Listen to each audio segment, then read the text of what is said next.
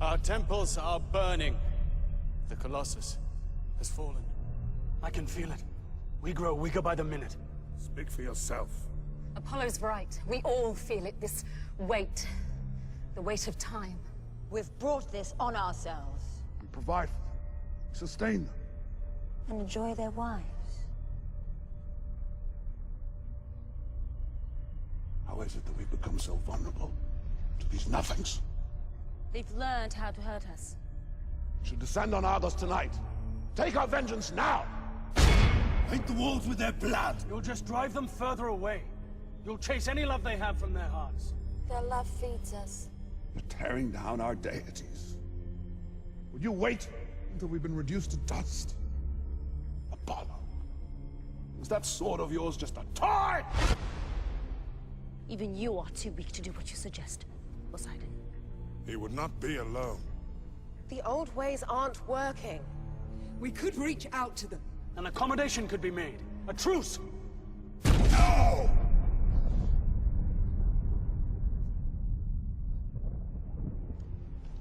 I created them, and they rewarded my love with defiance.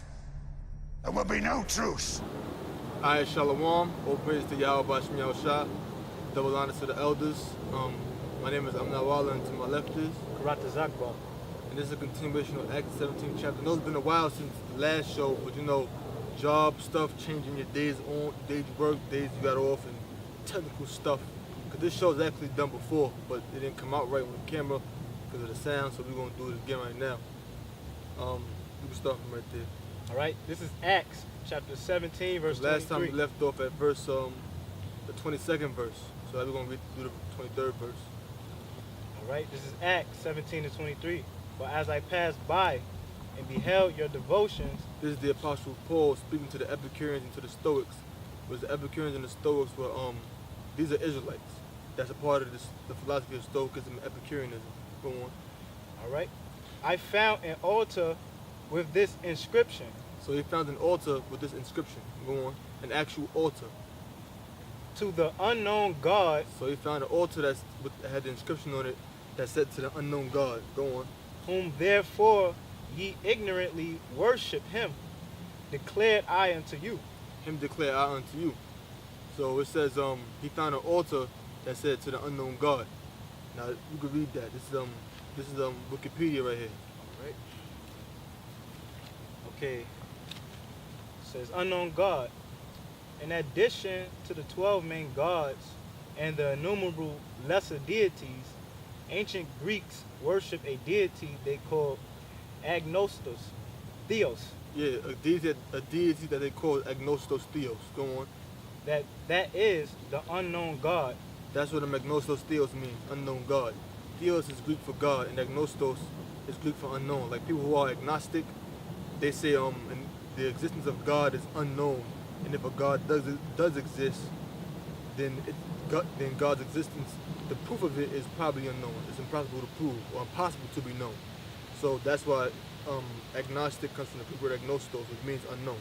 Go on. It says in Athens there was a temple specifically dedicated to that God, and very often Athenians would swear in the name of the unknown God. Go on. Apollodorus. Yeah, Apollodorus. Now I'm not sure which Apollodorus that was, because there was multiple men by the name of Apollodorus in ancient Greece. Go on. But if I find out which one that was, they'll only put it up in post-production. Go ahead. It says Philostratus.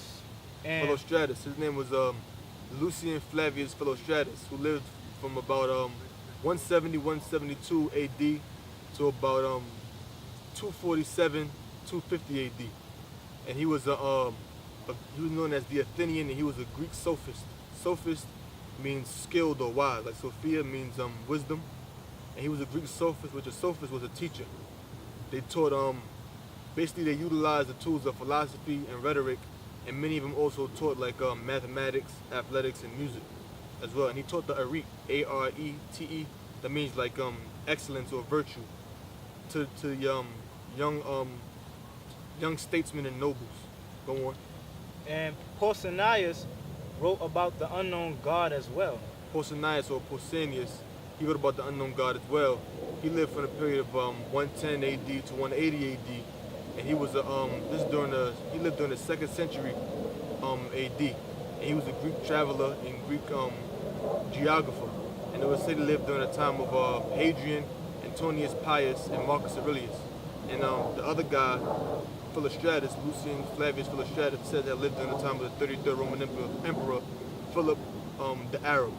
Go ahead.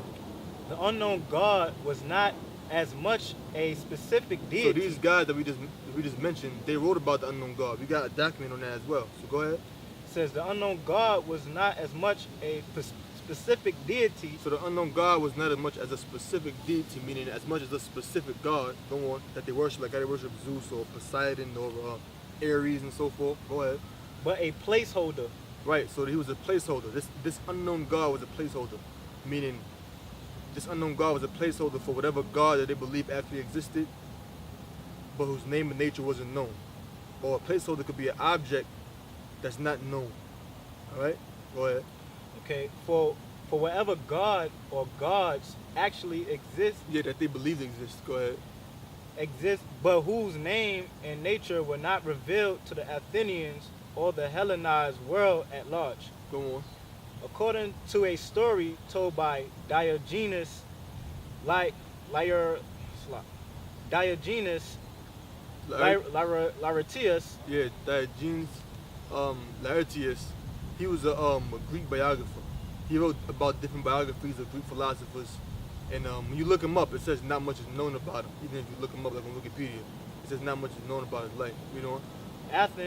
Athens was once in a grip of a plague. But you're gonna go into what that plague was. Go ahead. And desperate to appease the gods with the appropriate sacrifices. So they was desperate. The Athenians were under the grips of a plague, and they were desperate to please the gods, so-called gods, with the appropriate sacrifices. In order to stop the plague. Thus, Epimenides gathered a flock of sheep to the. We're gonna go into who that is as well. And these sheep were said to be black and white to represent positive and negative.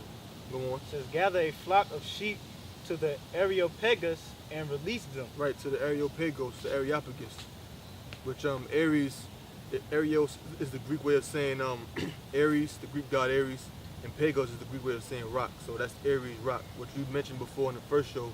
If you saw the first show, that was like a civil or homicidal court, because it goes back to the myth of Poseidon's.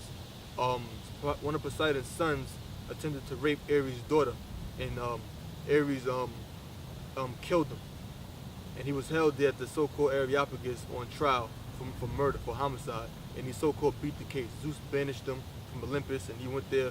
He was taken there as to be tried for the homicide of Poseidon's son, and he beat the case. Go ahead. But you know that's all a myth anyway. Go on. The sheep roamed about Athens and the surrounding hills on Epimenides' suggestions whatsoever.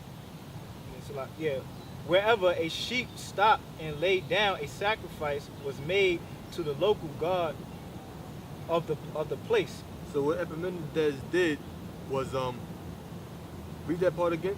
It says, all right, the sheep roamed about Athens and the surrounding hills on Epimenides' suggestion. So they took these sheep. He took these sheep to the Areopagus, and these sheep wandered about the surrounding hills. Go on. Wherever a sheep stopped and laid down, a sacrifice was made to the local god of that place. So when they was offering up these sacrifices, wherever a sheep would have laid down, they offered up that sheep as a sacrifice to the local god of that particular place.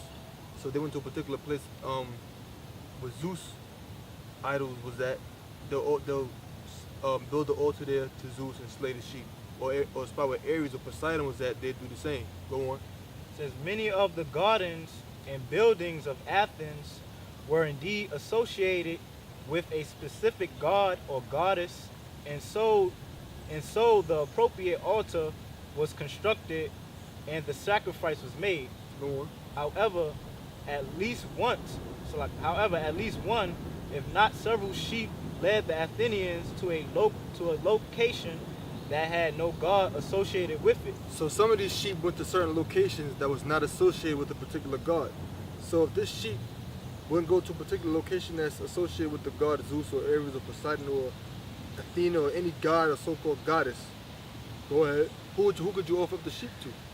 Read. It says, thus an altar was built there without a god's name inscribed. Thus they would build the altar without the name of a god inscribed on it, because it went to a location that was not associated with any god.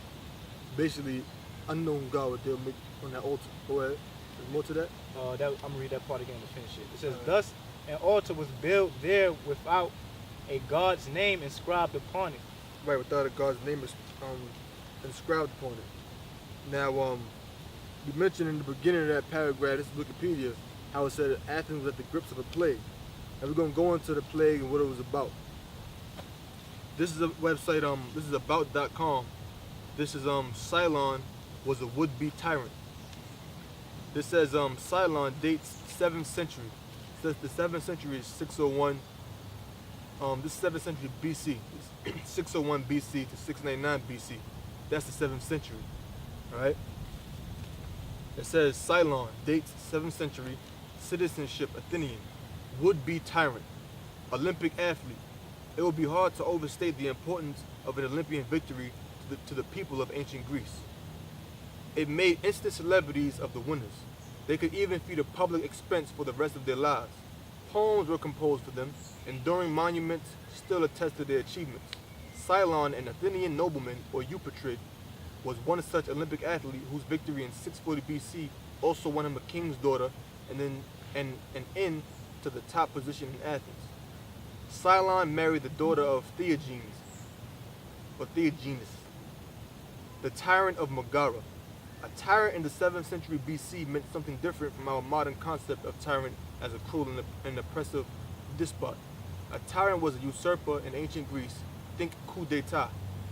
He was a leader who had overturned an existing regime and took control of government.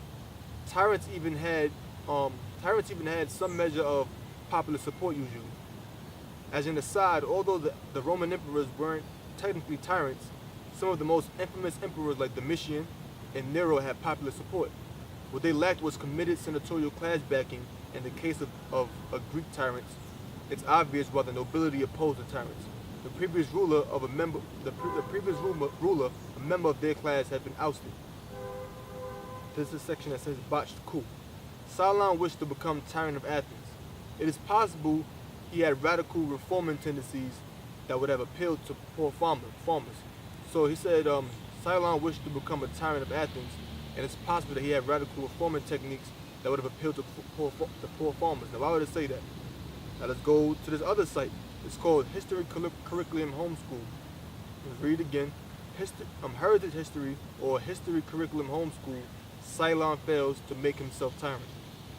Basically, we go into why the unknown god, why the idols there, Epimenides, why all of that is a part of this. Because it's the history, you know. The people of Attica, which Attica is an administrative name of a region in Greece, and Athens is a part of that area. The people of Attica were divided into 3 classes. There were the men of the plain who had owned land and were wealthy, the men of the shore who were fisher folk and traders, the men of the hill or uplanders who were shepherds and herdsmen.